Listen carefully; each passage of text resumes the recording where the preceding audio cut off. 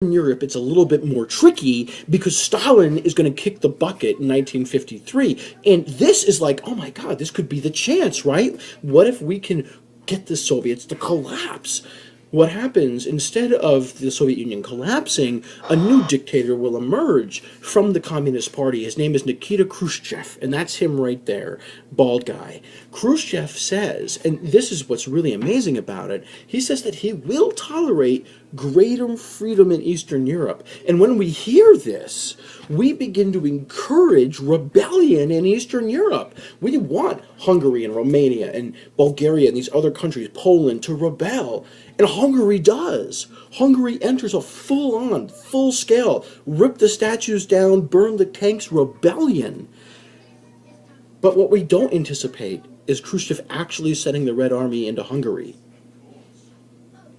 Eisenhower won't risk a full-out war. If he invades Hungary, if he sends troops in to support the Hungarian rebels, we could be looking at World War III. So we sacrifice the rebels in exchange for keeping the peace with the Soviets. Cold War prevails over hot war. And it takes on, after this, a new tone, because Khrushchev is going to begin to look for ways to show Soviet dominance. If the Americans are going to mess around in his backyard in Eastern Europe, on his side of the Iron Curtain, he's going to show America who's boss. Khrushchev responds to this use of massive retaliation by pointing out that America must want to start an arms race. He responds by beginning something known as the space race. He shows that Soviet technology is superior to American. And it is. He launches into orbit the first satellite ever. All it does is go beep, beep, beep, beep with a radio, but it's still a monumental technical achievement. He even brags that the Cold War is over because they have shown how superior their technology is.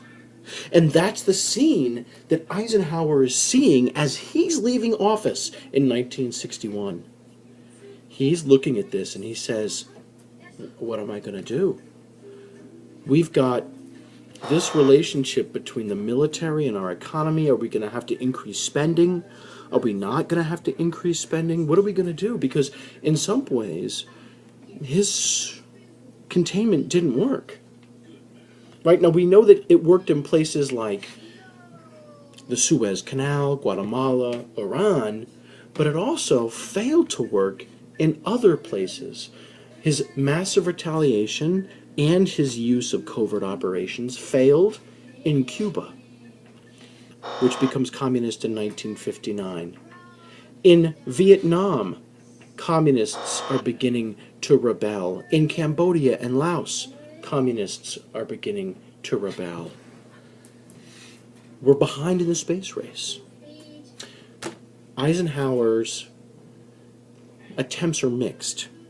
And who's ever going to enter office in 1961 definitely has some work to do. What are we going to do to better contain communism? I just want to point this out right here. When Eisenhower realizes just how good the Soviets are becoming, 58, 59, 60, 61, you can see spending on NASA begin to increase dramatically as we try to figure out what to do in response to the space race so that we can show we're in charge of the Cold War. And we'll take a look at that next chapter.